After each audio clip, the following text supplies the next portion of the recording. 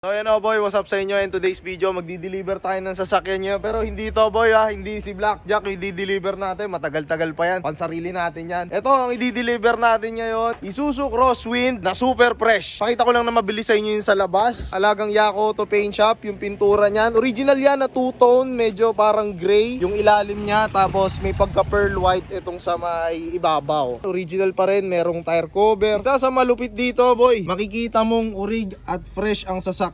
Since 2002, nandito pa yung LTO na pinakaunang registration niya. Year 2002 tong sasakyan na to. May makakapal din na tires yan boy na medyo semi off-road na rin, no? Tsaka mamahalin, Yokohama. Siyempre hanggang sa harap, iisa, Geolandar, Yokohama ang kanyang mga gulong. Pakita ko lang din ng mabilis, no boy. Ito yung mga ginawa namin. So ito nilinis na rin kasi may konti ditong nagmumoy sa ilalim. So parang lumot dito. So yan, okay na ngayon. Sa fog lamps, ganun din, pinalinis na rin namin. Kabilaan, maayos na. Pero yung headlight nito, nakuha na namin na ganyan nakalinaw yan. Pasok tayo sa loob boy. Grabe. Mahirap na makahanap ng ganito ka-fresh na diesel 7-seater. Halos konting-konti lang yung damage na leather seats. Pumuputok-putok talaga yan through time. So ito yung mga sidings nga pala niya, no? Power windows, power steering, saka power mirrors, saka may original siya na switch ng fog lamps. Uy, power pa oh. Yun. Saan naman natin itong kabila? So, ganun din dito sa likod. Parehas lang yung design ng kanyang mga sidings. Power windows din. Ceiling, orig. So, ganito po ang orientation ng aircon. Dual aircon ng mga Crosswind. Dito sa may likod, yan. Kasya pa dito at least 4 na tao. Isa, 2, 3, 4. Tapos orientation ng aircon, ayan. Kumbaga, naka well distributed lahat ng aircon. Walang maiinitan sa biyahe.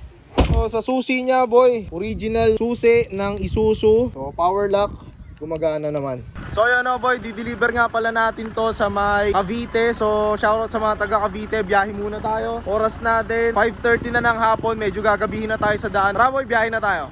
All goods naman yung naging biyahe natin, boy, at smooth na smooth. Si Pajero, Blackjack, alas 6 na ng gabi. Halos mag-iisang oras lang tayo sa kalsada. At ayon kay Google Map, meron na lang tayong 6 na minuto bago makarating sa mismong bahay ni Bayer. Eksakto, alas 6:15 na nakarating kami sa mismong bahay nila. Ayan, nandito rin si Blackjack. Syempre, napaka-reliable niya na pan-deliver. Ilaw check din tayo dito sa may Crosswind. Kita nyo naman na gumagana lahat, park light, pati fog lamps. Boss G nga pala, nakasama na natin na nag-deliver. Ayan, pinaparada na niya ng maayos. Boy, ingatan mo yan, baka mauntog yung likod. So yun na boy, nakarating na tayo sa bahay ni Sir Arvin at nandito ang kanyang parents, Wilfredo, tsaka si Sir Christian, tsaka si Ma'am Christine. So nandito tayo sa bahay nila ngayon at na-deliver na natin yung sasakyan. At nasa call din, Sir Arvin, ayan o, live na live, naka-call siya. Hindi lang maganda yung reception ng signal, no? Pero nasa Japan pala sila ngayon. Di bali, mapapanood din naman to ni Sir Arvin. Sir, baka may gusto lang po kayo batiin.